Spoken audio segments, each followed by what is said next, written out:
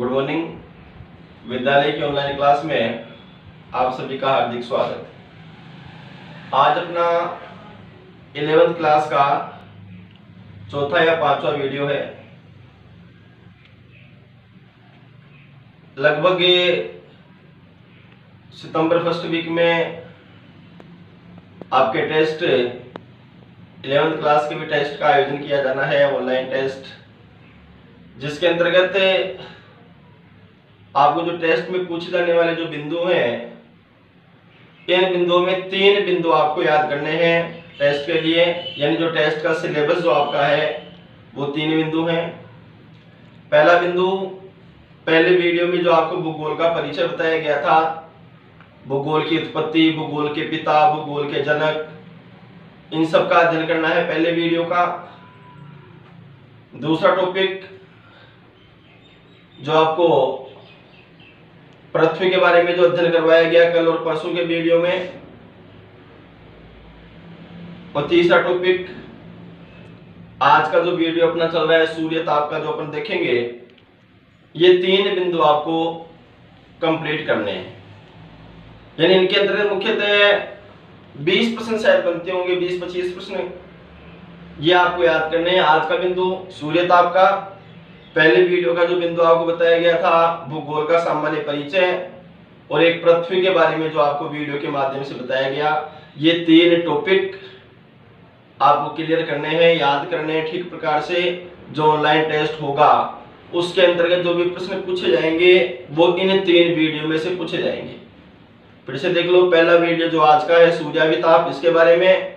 दूसरा, पहला जो टॉपिक आपको बताया गया था भूगोल का सामान्य परिचय, उसके बारे में।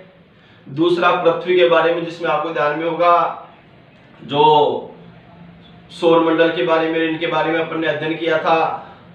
इन 3 बिंदुओं का अध्ययन अपन इसके अंतर्गत मूल रूप से देखेंगे टेस्टों में। तो ये टेस्टों का आपका सिलेबस है। आज का अपना जो बिंदु है वो है मुख्यतः सूर्यताप। देखिए सूर्यताप है क्या, सूर्यताप कहें किसे। देखिए मुख्यतः एक शब्द है इंसोलेशन। सूर्यताप क्या है? एक शब्द है इंसोलेशन। 3 शब्द है इसके अंतर्गत, आप देखो, इन, फिर प्लस सोलर प्लस एसन, ये 3 शब्द हैं। इनका मतलब होता है इनकमिंग, सोल का मतलब होता है सोलर, एसन शब्द से बनेगा रेडिएशन। यानी इनकमिंग सोलर रेडिएशन, सूर्य से आने वाली विकिरणें, जो विकिरणें सूर्य से आती हैं उन विकिरणों को क्या कहा जाता है? सूर्य ताप कहा जाता है। इससे पहले अपन सूर्य के विषय में अध्ययन करें। सौर परिवार का बिंदु आपका हुआ था, जो कि टेस्टों के अंतर्गत पूछा जाएगा। सौर परिवार के अंतर्गत मैंने बताया था, सौर परिवार का जो मुखिया होता है वो सूर्य होता है। सूर्य हमारी पृथ्वी से लगभग कितना बड़ा है? 13 लाख गुना बड़ा है। हमारी पृथ्वी से सूर्य कितना दूर है? 14,96,70,000 किलोमीटर दूर है। तो मुख्यतः ये जो इतना विशाल सूर्य है, इस विशाल सूर्य के केंद्र का जो तापमान है वह केंद्र का तापमान लगभग 2 करोड़ डिग्री सेंटीग्रेड है। और सूर्य की जो परिधि जो है, इस परिधि का तापमान कितना है? 6000 डिग्री है। देखिए मुख्यतः सूर्य से आने वाली किरणें, यानी जो सौरिक जो विकिरणें हैं, ये सौरिक विकिरणें हमारे पास में कहां से आती है? सूर्य से। जो कितने किलोमीटर से?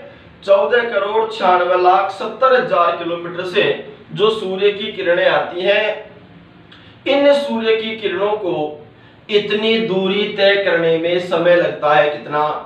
8 मिनट 22 सेकंड का।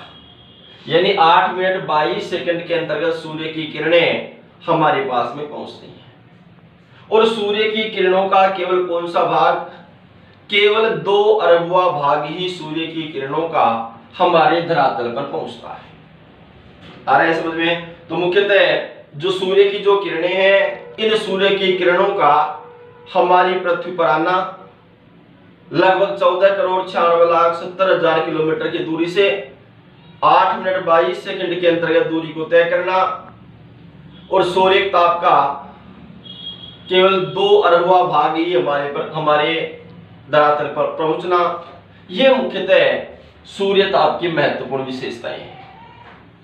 देखिए, मुख्यतः हमारे संपूर्ण पृथ्वी पर सूर्य ताप का जो वितरण है वो कैसा पाया जाता है? वो असमान वितरण पाया जाता है। असमान वितरण यानी संपूर्ण पृथ्वी पर सूर्य का वितरण कैसा है? असमान। सभी जगह एक समान तापमान नहीं रहता है। कुछ स्थानों पर अपन देखते हैं तापमान की अधिकता की स्थिति, कुछ स्थानों पर अपन देखते हैं तापमान की न्यूनता की स्थिति। ऐसा क्यों?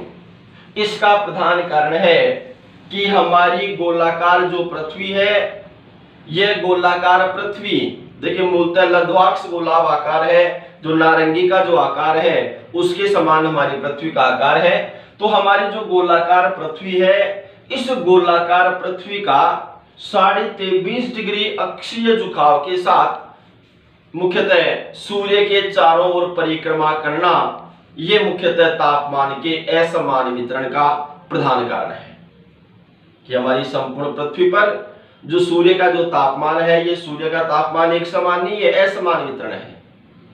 अपन देखते हैं कुछ क्षेत्र ऐसे हैं जहां पर तापमान 0 डिग्री सेंटीग्रेड है और कुछ क्षेत्र ऐसे हैं जैसे जहां पर तापमान की स्थिति बहुत अधिकतम है। तो ये तापमान में जो भिन्नता की स्थिति है, ये तापमान में जो असमान वितरण है, इसका प्रधान कारण क्या है? हमारी गोलाकार पृथ्वी का 23.5 डिग्री अक्षीय झुकाव के साथ सूर्य के चारों ओर परिक्रमा करना, जिसके कारण से मूलतः हमारा जो धरातल पर सूर्य ताप का जो वितरण है वो कैसा पाया जाता है? असमान। किस प्रकार? ध्यान दीजिएगा। देखिए,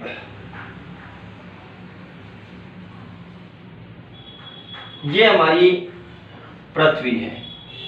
मुख्यतः ये जो पृथ्वी का उत्तरी ध्रुव नॉर्थ पोल 90 डिग्री, और ये कौन सा ध्रुव हो गया? दक्षिणी ध्रुव। अरे समझ में, ये तो कौन सा ध्रुव हो गया? उत्तरी ध्रुव, और ये कौन सा ध्रुव हो गया? दक्षिणी ध्रुव। ये हो गई 0 डिग्री रेखा, यानी कौन सी रेखा? भूमध्य रेखा, जिसे विषुवत रेखा, मध्याह्न रेखा, 0 डिग्री रेखा इस रूप में कहा जाता है। ये हो गई 0 डिग्री। ये हो गई मुख्यतः कौन सी रेखा? 23.5 डिग्री रेखा। 23.5 डिग्री रेखा, ये कर्क रेखा, ये हो गई मकर रेखा। फिर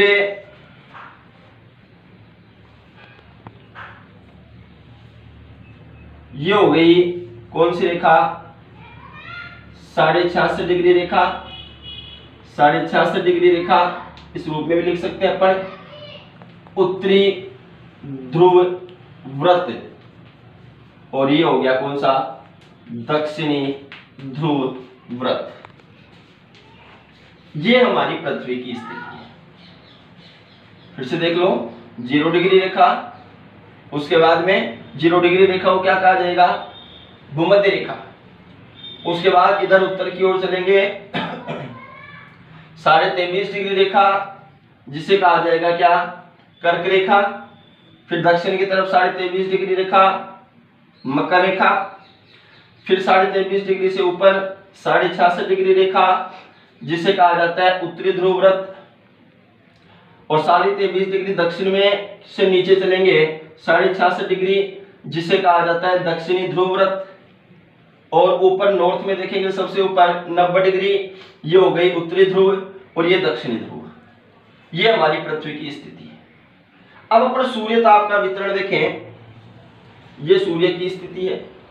तो देखिए, सूर्य जो है, सूर्य की जो किरण है, ये मुख्यतः भूमध्य रेखा पर बिल्कुल सीधी पड़ती है। यानी सर्वाधिक जो सूर्य ताप का जो वितरण होता है या सर्वाधिक जो तापमान होता है, अधिकतम तापमान की जो स्थिति होती है वो कहां पर होती है? 0 डिग्री पर होती है। फिर धीरे धीरे सूर्य की किरणें क्या होती जाती हैं? तिरछी होती जाती हैं। हो रहा है ऐसा? सूर्य की किरणें कैसी हो रही हैं? तिरछी हो रही है।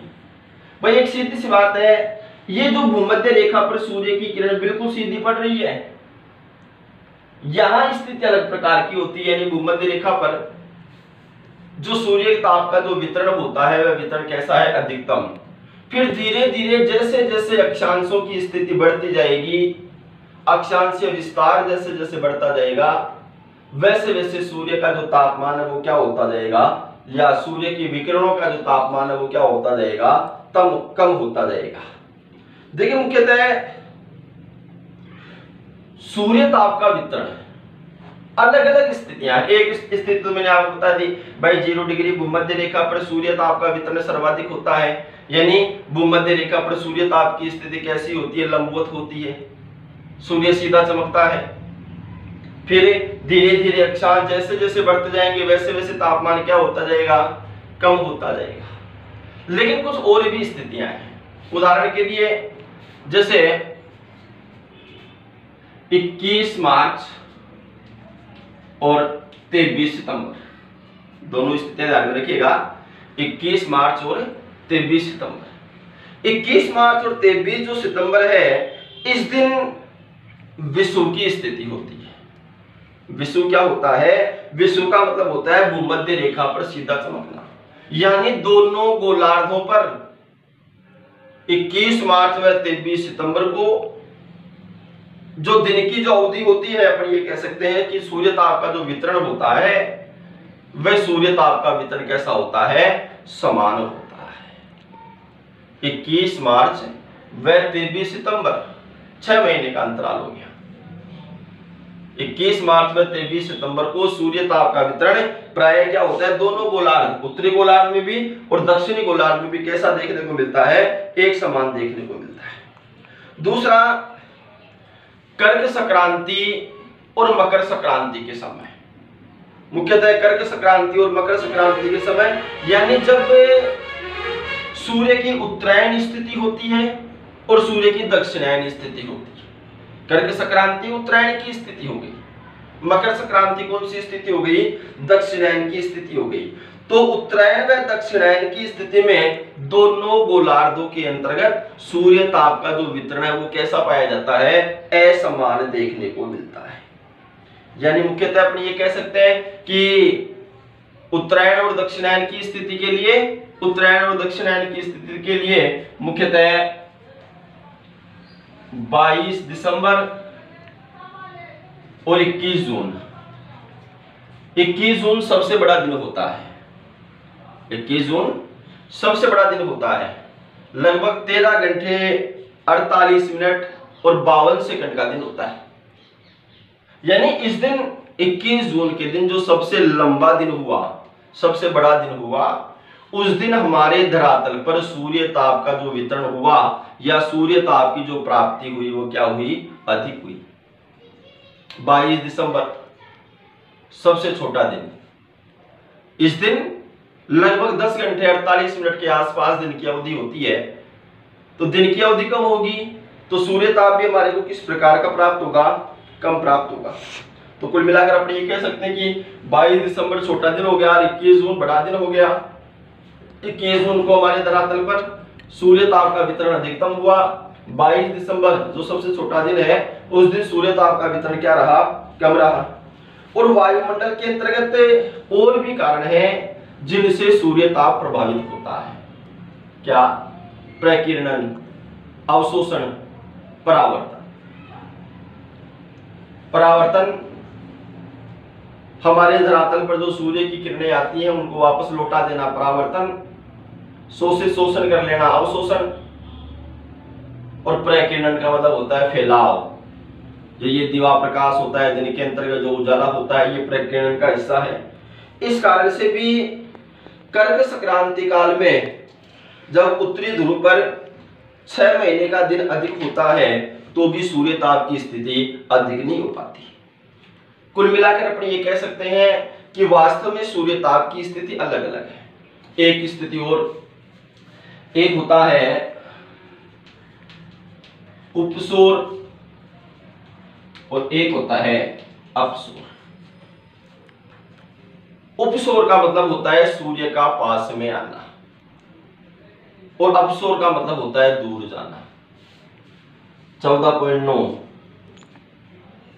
ये मूल दूरी हो गई, ये वास्तविक दूरी हो गई, लेकिन उपसौर के दिन दूरी कम हो जाती है, लगभग 14.2 के आसपास रहती है। अपसौर के दिन अधिकतम 15.2 के आसपास हो जाती है। अब उपसौर और अपसौर यानी 3 जनवरी और 4 जुलाई की जो स्थिति है, इस दिन भी सूर्य ताप का वितरण हमारे धरातल पर अलग अलग होता है। उपसौर भाई सूर्य जब पास में होगा तो तापमान अधिक प्राप्त होगा या कम? अधिक प्राप्त होगा, पास में होगा तो उपसौर के दिन अधिकतम तापमान की प्राप्ति होती है और अपसौर के दिन जब सूर्य अधिक दूरी पर होता है तो कम तापमान की प्राप्ति होती है। अनेक ऐसे कारण हैं जिनके कारण से सूर्य ताप में असमान वितरण की स्थिति देखने को मिलती है। तो यहाँ पर एक बात क्लियर हो गई कि वास्तव में हमारे धरातल पर सूर्य ताप का जो वितरण है वह सूर्य ताप का वितरण कैसा पाया जाता है? असमान पाया जाता है। यानी कई उदाहरण मैंने बताया, जैसे उत्तरायण, सूर्य उत्तरायण कब आता है? 21 जून को। सूर्य उत्तरायण कब आता है? 21 जून को। और सूर्य दक्षिणायन कब होता है? 22 दिसंबर को। ऐसी स्थिति में अपन ये कह सकते हैं उत्तरायण जो 21 जून की स्थिति है, 21 जून को सबसे बड़ा दिन होता है। जब सूर्य उत्तरायण आता है यानी 21 जून को सबसे बड़ा दिन होता है और दिन की लंबाई होती है, दिन का समय होता है 13 घंटे 48 मिनट 52 सेकंड। और 21 जून जब सूर्य उत्तरायण आता है उस दिन हमारे धरातल पर सूर्य ताप का वितरण कैसा पाया जाता है? अधिकतम पाया जाता है। सूर्य दक्षिणायन होता है कब? 22 दिसंबर को। उत्तरायण 21 जून को और दक्षिणायन 22 दिसंबर को। 22 दिसंबर को जो सूर्य दक्षिणायन की स्थिति में जाता है वो सबसे छोटा दिन होता है। पूरे वर्ष का सबसे बड़ा दिन 21 जून और सबसे छोटा दिन 22 दिसंबर। और 22 दिसंबर जो सबसे छोटा दिन है उस दिन हमारे धरातल पर सूर्य ताप का जो वितरण होता है वह सूर्य ताप का वितरण कैसा पाया जाता है? बहुत कम पाया जाता है। ठीक है। इसी प्रकार जैसे मध्य अक्षांशीय मंडल है, मध्य अक्षांशीय मंडल आप इसे समझिएगा, ये मध्य अक्षांशीय मंडल है 23.5 डिग्री से 66.5 डिग्री उत्तरी व दक्षिणी अक्षांशों के दोनों गोलार्धों में पाया जाता है। मध्य अक्षांशीय मंडल 23.5 डिग्री से 66.5 डिग्री। यहाँ पर प्रत्येक स्थान पर वर्ष में एक बार अधिकतम और एक बार न्यूनतम तापमान की स्थिति होती है। अनेक ऐसे उदाहरण देखने को मिलेंगे अपने को जिसके अंतर्गत वास्तविक स्थिति ये पाई जाती है कि वास्तव में सूर्य का जो ताप है उस ताप का वितरण कैसा देखने को मिलता है? असमान वितरण देखने को मिलता है। तो सूर्य ताप का असमान वितरण हमें देखने को मिलता है। और भी अनेक कारण हैं जिन कारणों से सूर्य ताप का जो वितरण है हमारे धरातल पर कैसा है? असमान है। आज इतना ही। अब देखिए मुख्यतः मैं टेस्ट के बारे में चर्चा कर रहा था शुरू में, फिर से मैं आपको बता दूं टेस्ट के लिए देखो जो भी आपने टॉपिक है यहां तक कोई दिक्कत नहीं होगी। देखो टेस्ट के लिए एक तो ये वाला जो बिंदु है यानी सूर्य ताप वाला जो टॉपिक जो आज हुआ है 26 तारीख को, एक तो यह टॉपिक देखना है आपको। ठीक है। दूसरा टॉपिक आप देखोगे कौन सा? जो आपको सौर मंडल बताया है और सौर मंडल के अंतर्गत पृथ्वी की स्थिति बताइए। भाई सौर मंडल के अंतर्गत सौर मंडल की जानकारी दी है, ग्रहों की जानकारी आपको बताई है और ग्रहों की जानकारी के बारे में आपको पृथ्वी की उत्पत्ति, ग्रहों की उत्पत्ति आपने बताया था मैंने आपको। भाई पहले एक सूर्य था, एक तारा पास से गुजरा, बताया ना, जिसमें आकर्षण शक्ति अधिक थी, तीव्र गति से गुजरा, उसने सूर्य से एक पदार्थ को अलग कर लिया, सिगार की आकृति वाला, ये बिंदु बताया था। तो ये याद करना है। 2 बिंदु और एक पहला बिंदु जो परिचय का आपको बताया गया था कि भूगोल का परिचय, जो पहला वीडियो था आपका, उस पहले वीडियो के अंदर जियो प्लस ग्राफो, ठीक है, संपूर्ण पृथ्वी का वर्णन करना, भूगोल, ये सामान्य परिचय बताया था ना। ये 3 बिंदु आपको देखने हैं केवल। जो ऑनलाइन टेस्ट आपका सितंबर फर्स्ट वीक के अंतर्गत जो भी निर्धारित होगा उसके अंतर्गत ये 3 बिंदु आप ठीक प्रकार से याद करोगे। सूर्य ताप, दूसरा सौरमंडल जिसमें पृथ्वी के बारे में जो बताया गया था, सौरमंडल के बारे में बताया गया था, और एक आप देखोगे कौन सा, ये जो पहला बिंदु आपको बताया गया था भूगोल का सामान्य परिचय। ये टेस्ट की तैयारी है, बाकी और बता दिया जाएगा जो भी इसके अंतर्गत परिवर्तन होगा। बाकी ये कंफर्म है, ये 3 चीजें आप ठीक प्रकार से याद करें। धन्यवाद। शेष कर